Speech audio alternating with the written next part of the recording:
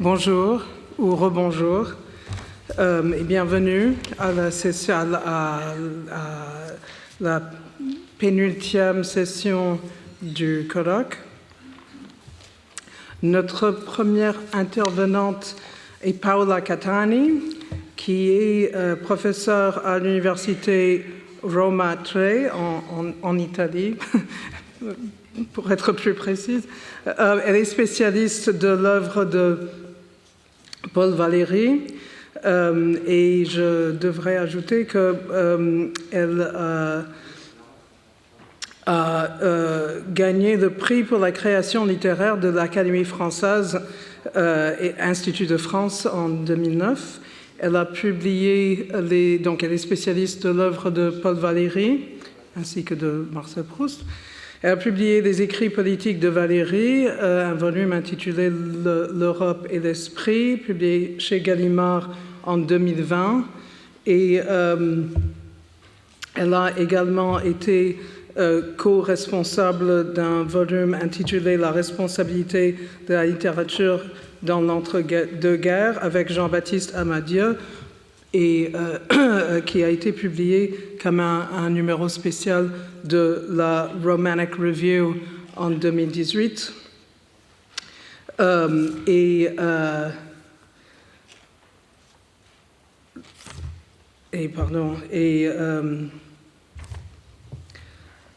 Puis un volume intitulé Littérature et engagement au début du XXe siècle et le règne de l'esprit, un volume intitulé Le règne de l'esprit dernièrement. Son titre aujourd'hui est Botaniste et mystique, la première réception de Proust en Europe. Merci. Merci d'abord pour cette invitation. Alors, je vais essayer de répondre à la question de comment, par quel chemin, la recherche a été reconnue comme un chef-d'œuvre par quelques-uns de ses contemporains au moment de sa publication, c'est-à-dire entre 1913 et 1927. Déjà en 1924, Benjamin Crémieux pouvait constater que la recherche était de son temps mieux lue à l'étranger qu'en France. Elle avait passé presque inaperçue aux vieillards, dit Crémieux, ni Anatole France, qui avait pourtant préfacé Les plaisirs et le jour, ni Barrès, par exemple, n'avait cru nécessaire au premier abord de s'exprimer à son sujet. Donc inaperçu aux vieillards ainsi qu'à la nouvelle génération d'écrivains, et on connaît les atermoiements, les équivoques de la lecture de Gide notamment. Alors que, je cite Crémieux, c'est seulement aux yeux de ses cadets et de l'étranger, cette postérité anticipée, que Proust a pris d'un coup figure de grands écrivains français et de novateurs. À l'encontre, en effet, des interprétations réductrices qui, notamment en France, s'appuyaient sur des catégories interprétatives fort traditionnelles, on le verra dans un instant, des lecteurs d'exception, du nombre desquels sont par exemple Ernest Curtius, José Ortega y Gasset, Eric Auerbach, Walter Benjamin, Léo Spitzer, Aldous Huxley, livrent dans l'entre-deux-guerres, au début des années 20, des lectures perçantes pour la manière dont elles s'efforcent d'appréhender la nouveauté représentée par la recherche et les raisons de la fascination puissante que la recherche exerce sur eux. Bien des études, évidemment, existent qui recensent les étapes de la réception de Proust. Et récemment, le volume Proust Monde, qui a été mentionné ce matin aussi, publié en 2022, a même rendu accessibles de nombreux textes de lecteurs ou de traducteurs de Proust. Pour ma part, je vais aujourd'hui essayer non pas de présenter un cadre systématique, évidemment, de la réception européenne, de la première réception européenne de Proust, mais plutôt d'examiner quelles images de l'œuvre ont été proposées, quelles catégories interprétatives ont été mobilisées par les lecteurs qui ont jugé insatisfaisante un certain nombre d'interprétations récurrentes dans les discours littéraires et critiques qui leur étaient contemporains. Quelles sont donc d'abord ces interprétations? Alors très brièvement, puisque Adam Watt hier et Max McGuinness aujourd'hui l'ont déjà bien rappelé, les critiques qui, en dépit des difformités de la recherche, à savoir les problèmes de composition et de style célèbres, et contre, disons aussi, le reproche d'engagement manqué qui a été adressé à Proust. Donc ces critiques qui, en dépit des difformités de la recherche, se font les avocats de l'œuvre proustienne, imputent le plus souvent la grandeur de Proust à l'acuité de son psychologisme, à la finesse de son introspection autobiographique, autant de manières pour faire à la recherche une place au sein de la tradition romanesque classique, du journal intime ou du réalisme psychologique. Ainsi, en 1913, trois des premiers critiques signant des articles sur Proust, c'est-à-dire Paul Soudet, Léon Daudet, Francis Chevassus, n'hésitent pas à qualifier la recherche comme étant une autobiographie. Et après 1919, contre le Proust mondain, une accusation assez répandue, on joue la carte du Proust psychologique. Et c'est précisément la NRF elle-même, qui par ailleurs assure à la recherche un soutien essentiel, qui contribue le plus à fixer l'étiquette de roman d'analyse qui a été évoquée hier. Dans la liste de sujets que Rivière envoie aux amis et confrères dont il sollicite la collaboration pour le numéro d'hommage organisé au lendemain de la mort de Proust, qui est publié en janvier 1923, donc dans la liste des sujets possibles que Rivière adresse, que je retrouvais dans le fonds Valérie de la Bibliothèque nationale, figure précisément un point consacré à le psychologue, caractère de l'introspection chez Proust. Et en effet, la majorité des contributions du numéro d'hommage de janvier 23 se rallient à une telle interprétation. On pourrait évoquer les lectures d'Edmond Jaloux, de Léon Daudet, de René Boilève, Jacques Boulanger, Louis-Martin Chauffier et d'autres. La thèse d'ailleurs de Rivière, exposée dès 1920, est que la révolution accomplie par Proust en est une en arrière plutôt qu'en avant.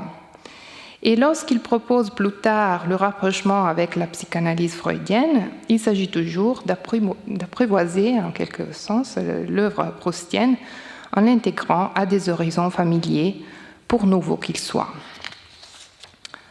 L'écho de ces lectures françaises ne manque évidemment pas de retentir à l'étranger et il est force de constater que dans bien de cas, les écrivains et critiques les plus au fait du débat parisien sont aussi ceux qui proposent les lectures les moins innovantes.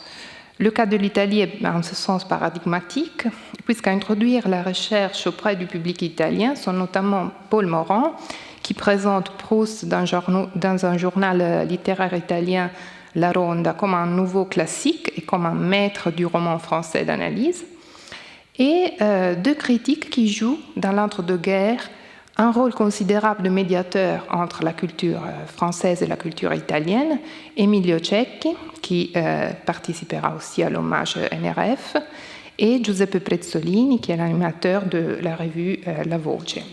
Et tous les deux, précisément parce que bien renseignés sur l'actualité littéraire française, ils ne s'éloignent de fait pas trop de la lecture classiciste, disons, de Rivière, et revient sur l'idée d'un Proust psychologue, dans un sens respectivement plutôt favorable, Cecchi, et nettement défavorable, Prezzolini. Aux côtés donc des lecteurs imperméables, voire hostiles au texte proustien, et de ceux qui l'apprécient parfois vivement, mais qui les tirent du côté de territoires littéraires et culturels plus ou moins connus et rassurants, il y a un nombre finalement assez nourri de lecteurs qui se mettent en quête d'images et de concepts qui soient à même d'exprimer la nouveauté du roman proustien sans en lisser les aspérités. Et en commun entre eux, ces lecteurs ont d'ailleurs avant tout la circonspection avec laquelle ils présentent leurs propres interprétations, à la fois parce qu'ils craignent qu'elles ne puissent paraître risquées au lecteur, et parce que, de manière peut-être plus substantielle, ils ne sont pas complètement satisfaits des images et des mots qu'ils convoquent. Deux sont notamment les images sur lesquelles il me semble utile de fixer l'attention, pour la fréquence avec laquelle elles reviennent sous la plume d'auteurs appartenant à des contextes géographiques et culturels différents, ainsi que pour la manière dont elles entrecroisent, je dirais, à la fois le débat critique de l'époque sur les legs du XIXe siècle et des questions critiques qui restent, même aujourd'hui, majeures. Et ce sont les images d'un Proust botaniste et celles d'un Proust mystique. Dans le premier cas, il s'agit d'une image dont il est possible de tracer la circulation à travers les empreintes d'un auteur à l'autre. Dans le second cas, il s'agit au contraire d'une idée à laquelle divers auteurs parviennent indépendamment et qu'ils expriment par des mots et des raisonnements différents. Vous me pardonnerez de réunir des écrivains très différents entre eux dans un instant, mais il me paraît fondamental de souligner, disons, une même sensibilité qui revient envers des points significatifs. Alors, examinons d'abord l'image de Proust en botaniste. Dans l'hommage NRF, elle se trouve brossée dans deux contributions diverses. Celle de Paul Valéry d'abord, qui en dépit de son dédain vers l'écriture romanesque, participe à l'hommage et fait acte de reconnaissance de la grandeur de Proust. Proust, écrit Valéry, donne des racines infinies à tous les germes d'analyse que les circonstances de sa vie avaient semés dans sa durée. Et l'image revient dans la contribution du philosophe espagnol José Ortega y Gasset, qui ajoute que le style, les personnages de Proust ont un caractère végétatif, il écrit. À la différence des animaux qui se déterminent par leur volonté, qui sont intrinsèquement dynamiques, tournées vers l'action, pour la plante, je cite Ortega, « vivre c'est être et non pas agir. Plongée dans l'atmosphère, la plante est incapable de s'opposer à elle. Sa passivité élimine tout drame. Pareillement, les personnages de Proust vont, comme des végétaux, inertes dans leurs destins atmosphériques et botaniquement soumises, leur vie semble réduite à la fonction chlorophyllienne. » Ortega vise ainsi à établir une opposition entre Proust et Stendhal, que bien de ses contemporains, au contraire, relient. Loin d'être un continuateur de Stendhal, Proust serait plutôt son antagoniste, pour la manière dont il renonce à toute silhouette et action des personnages. Et Ortega propose un rapprochement plutôt avec Dostoïevski. L'image du botaniste s'avère en ce sens alternative à celle du zoologue que le romancier réaliste du XIXe siècle, par exemple Balzac, convoquait pour exprimer leur projet de représentation des hommes dans la société. Du fait de leur colocation éditoriale, donc cet hommage NRF, les articles de Valéry et d'Ortega connurent une circulation considérable, ils purent inspirer d'autres lecteurs. En Allemagne, notamment, Curtius reprend l'interprétation d'Ortega dans le très long chapitre sur Proust qui a été évoqué même ce matin, de 1925. Curtius parle d'une manière botanique d'observer, comme Ortega, pour distinguer entre le réalisme psychologique à la Stendhal et celui de Proust. Et dans son sillage, le jeune Erich Auerbach, en 1927, identifie dans la loi de la croissance organique le principe intime qui structure la recherche. Stefan Zweig présente Proust comme observant la société du monde tel le botaniste en pleine nature. Walter Benjamin également évoque la passion végétale de Proust. Et Léo Spitzer analyse en 1927, là encore dans un article qui a été mentionné ce matin par Jean-Yves Dadier, la germination continuelle qui, chez Proust, est une affaire de style et de vision du monde. Et cependant, les images végétales ne sont pas seulement convoquées pour illustrer le nouveau pacte, donc le roman proustien scelle avec la réalité, et le nouveau type de roman que la recherche représente. En mettant en avant l'élément de la passivité, elle frôle une autre question essentielle, celle de la moralité de Proust et de son roman. Au cœur du passage de Curtius sur le caractère végétal de personnages proustiens, gît en effet une réflexion sur la morale dans le roman. Récuser la volonté et le dynamisme typique du monde animal revient à neutraliser sur le plan moral et esthétique les mouvements de la vie humaine. Il n'est pas inintéressant de signaler à cet égard que la toute première occurrence de l'image d'un Proust botaniste, pour ce qui nous a été possible de détecter, se trouve dans l'article que Léon Daudet avait publié en 1919 dans l'Action française, un nouveau et puissant romancier, article célèbre, qui avait fait un plaisir à Proust. Et Proust ici est présenté comme quelqu'un qui cultive et examine toutes les tendances du corps humain, je cite, à la façon du bon botaniste qui tombe sur des grains rares et les met dans la terre et l'eau pour voir comment elles germeront. Mais dans l'énumération de ces tendances du corps humain cultivées et examinées par Proust, ne sont finalement retenues que des vices. Alors Daudet parle de l'outrecuidance, l'indifférence, la sauvagerie, la sottise d'autrui. On laisse ainsi sans doute involontairement passer l'idée d'un certain amoralisme de l'œuvre. La question de la morale dans la recherche, évidemment vaste question, fait l'objet d'un véritable débat au moment de la première réception. Certains, comme Prezzolini, que l'on a déjà mentionné, et Ramon Fernandez, accusent d'immoralisme ou d'amoralisme l'entomologiste Proust, l'expression est de Fernandez.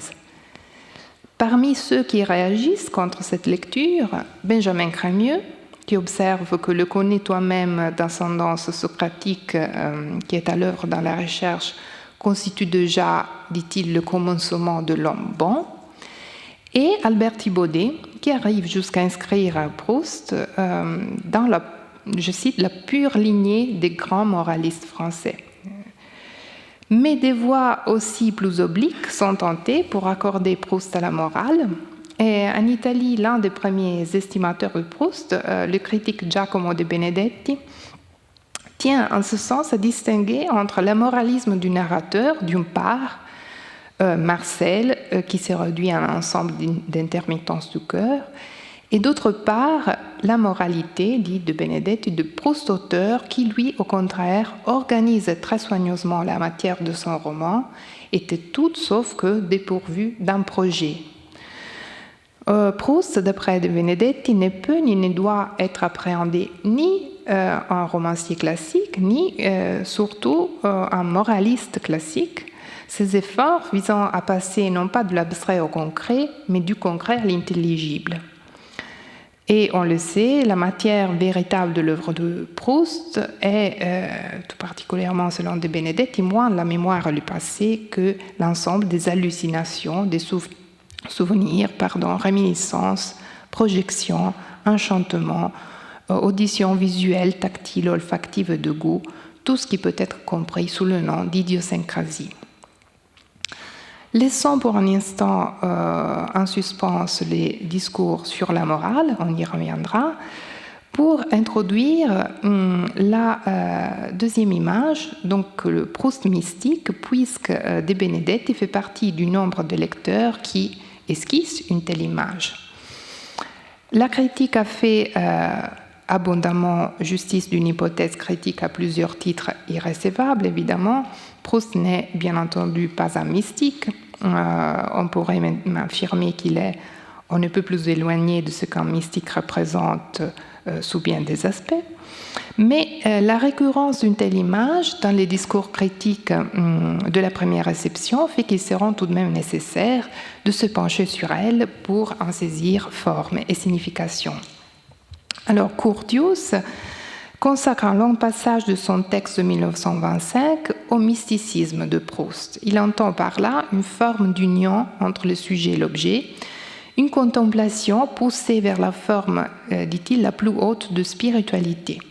L'art, bien plus qu'une représentation de la nature de l'homme ou que la réalisation de la beauté, coïncide pour Proust avec une modalité de compréhension de l'univers, la thèse est bien connue, une forme est un moyen de connaissance. Si Curtius est redevable à Ortega de l'image botanique, pour ce qui concerne la réflexion sur le mysticisme, c'est envers Thibaudet, Albert Thibaudet, qui l'entretient des dettes. Dans 2 articles de 1923, Thibaudet établit un parallèle entre Proust et Valéry. 2 auteurs qui se sont imposés après la guerre, ayant traversé de longues années de silence poétique, et qui incarnent tous les deux, selon Thibaudet, je cite, une singulière oasis de littérature désintéressée, paradoxalement désintéressée.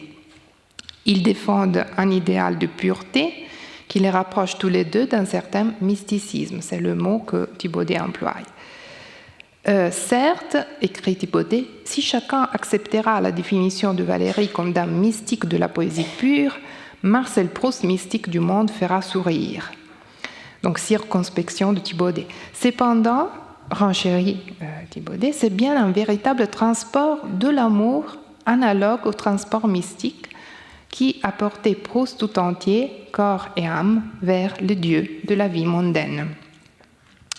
Vers la fin des années 20, les lectures qui évoquent l'idée d'un Proust mystique se multiplient. On peut mentionner Léon-Pierre Quinte, qui finit par accueillir, en dépit de ses réticences, un rapprochement entre Proust et la mystique et qu'il observe être de plus en plus fréquent parmi les lecteurs de la nouvelle génération.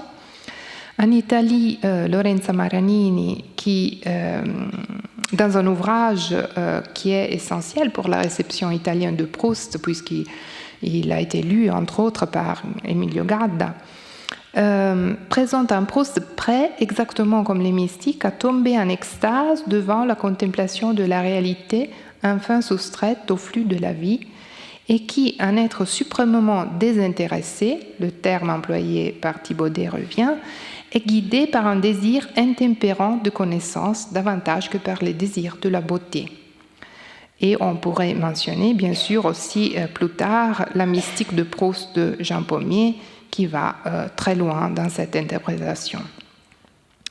Alors évidemment, ces critiques emploient le terme de mystique selon une acception large pour indiquer l'élan vers l'essence des choses au-delà des apparences, ce que d'autres d'ailleurs évoquent au moyen du terme de métaphysique, là aussi employé d'une manière impropre.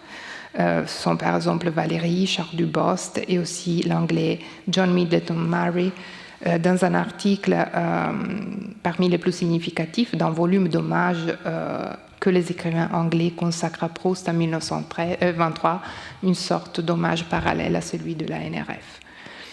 En tout cas, pour ceux qui évoquent la mystique, il s'agit moins de récuser la raison et les idées claires, moins de renvoyer à la religion de l'art, que d'explorer, je crois, pour appréhender la forme de connaissance à l'œuvre dans la recherche, un chemin alternatif à celui du vitalisme bergsonien, faible puisque expressément et très tôt rejeté par Proust lui-même. Mais ce n'est pas tout. Lorsque Giacomo de Benedetti explique dans les années 40 que l'œuvre proustienne pour les lecteurs enthousiastes dont il était une vingtaine d'années auparavant répondait à un besoin largement partagé, il précise qu'aux yeux d'une génération grandie à l'ombre du wagnérisme, Proust avait réussi à concrétiser le rêve de tous, reprendre la musique son bien, tout en corrigeant les dérives esthétisantes de la littérature de la décadence que l'on commençait à tenir pour hautement problématiques. Barrès et D'Annunzio étaient en effet pour la nouvelle génération à la fois des maîtres inégalés sur le plan du style et des auteurs profondément insatisfaisants sur le plan de l'éthique. Proust, au contraire, donnait forme à une transfiguration esthétique du réel dont le but, dit de Benedetti, n'était pas uniquement d'éblouir. À la différence de D'Annunzio qui se plaisait de possessions libidineuses, Proust pose au centre de la recherche le paradigme de l'amour et du respect, ce sont les mêmes termes de Thibaudet, envers les choses. Conscient que tout objet ou sujet a sa propre psychologie, sa propre âme, Proust part à la recherche du secret des hommes et de la réalité en dehors de toute manumission des choses. C'est en demandant pardon aux choses, écrit de Benedetti, que Proust les pousse à révéler le secret qu'elles recèlent. Donc les laïcs rationalistes et mondains Proust finit ainsi, paradoxalement, par déployer, mieux que d'autres, un itinéraire de salvation lorsqu'il ouvre, à travers les intermittences du cœur, une fente décisive pour pénétrer la réalité. Et Curtius aussi, dans son essai de 25, tient à préciser que l'esthétisme proustien n'est pas l'une des nombreuses variations possibles de l'art pour l'art, que le vitalisme Proust n'a rien de nietzschéen, par son radicalisme qui n'est ni décadent ni nihiliste ou sceptique. Proust introduit, selon Curtius, une césure décisive par rapport au XIXe siècle et inaugure une nouvelle littérature du XXe siècle.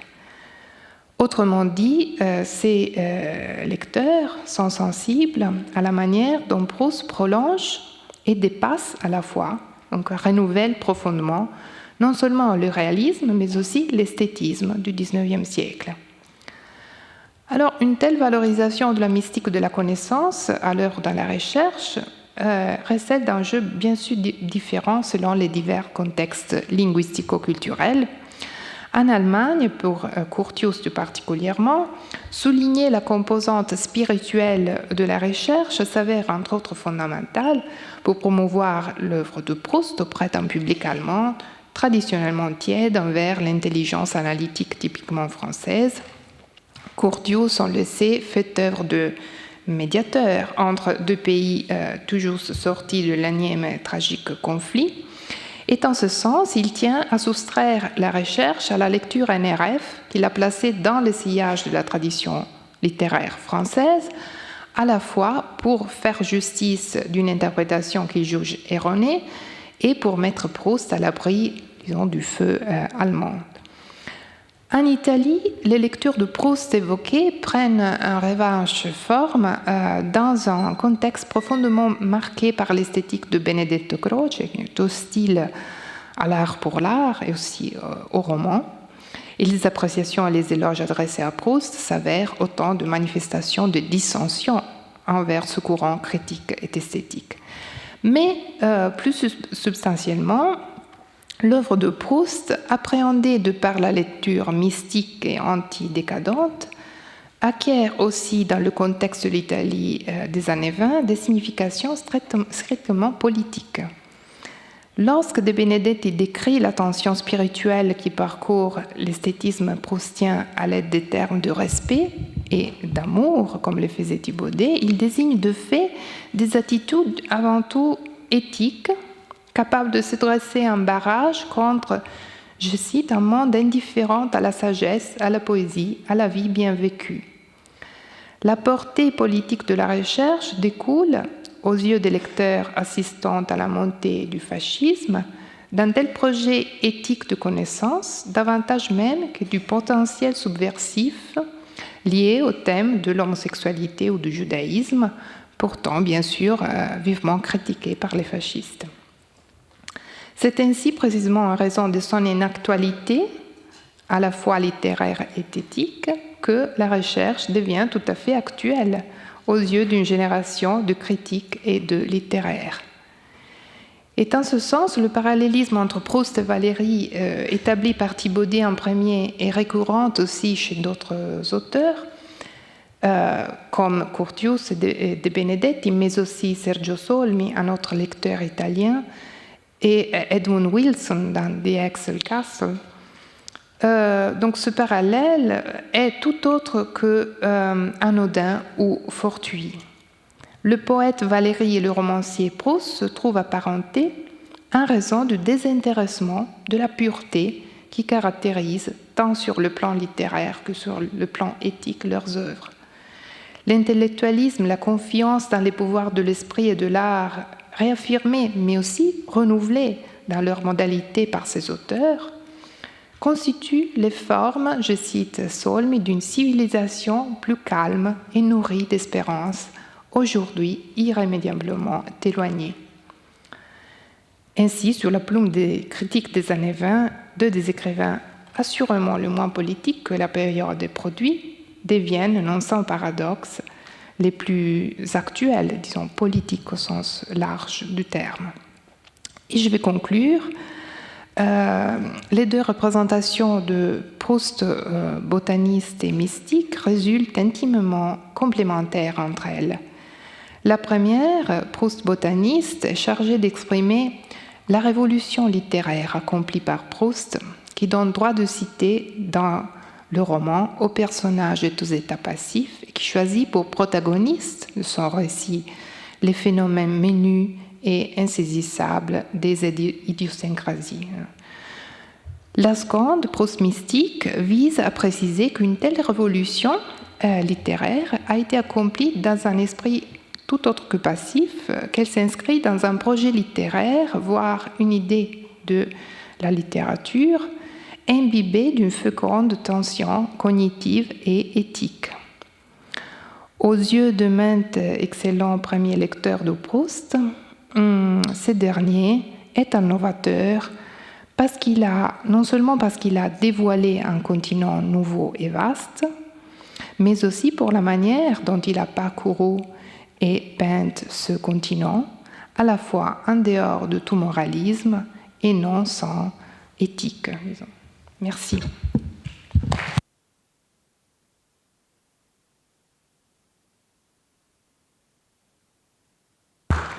Merci beaucoup, Paola Catani, de cette intervention très intéressante sur la première réception de Proust en Europe. Je me demande, on va pouvoir ouvrir ça au public? Oui. Okay. Mais il faudra m'arracher le micro des mains tout de même. Je me demande dans quelle mesure cette image de Proust botaniste est due à voir avec la scène de la plante et de l'orchidée et du bourdon dans la cour de l'hôtel de Guermantes. Et en fait, et je pense à ça particulièrement parce que j'ai remarqué qu'il y a beaucoup de discussions, peut-être plus tardivement, sur Proust entomologiste. Et parce que en fait, Proust, la métaphore de la botanique est assez près, en fait, à la fois thématiquement et aussi parce qu'il s'agit de se pencher sur des êtres des êtres insignifiants dont on tire une signifiance. Mais l'entomologiste, Proust entomologiste, et il me semble que c'est plus une attaque peut-être que Proust botaniste. Je sais que Jean Cocteau, en particulier en relisant la recherche dans les années 51-52, insiste beaucoup sur une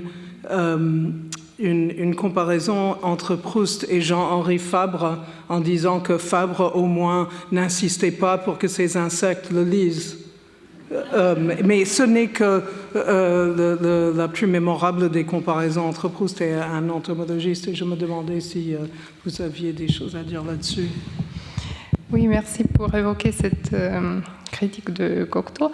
En effet, la première occurrence que j'ai trouvée du mot, disons, entomologiste référé à Proust, c'est précisément celle de Ramon Fernandez dans la préface à un catalogue sur les personnages proustiens. Et c'est, dans un sens, évidemment, peu favorable. alors que d'autres aussi emploient l'idée de quelqu'un qui peint des petites bêtes insignifiantes, c'est Prezzolini lui aussi. Alors que l'image de la botanique, du botaniste, est plutôt positive. Oui, tout à fait. Moi aussi, je m'étais demandé si elles avaient quelques relations avec la scène que vous évoquiez tout à l'heure, de la recherche. Et je n'ai jamais trouvé quelqu'un qui cite directement cette scène. Donc apparemment, il n'y a pas de lien direct, mais peut-être, je ne sais pas. On peut penser à ça de toute façon. Oui.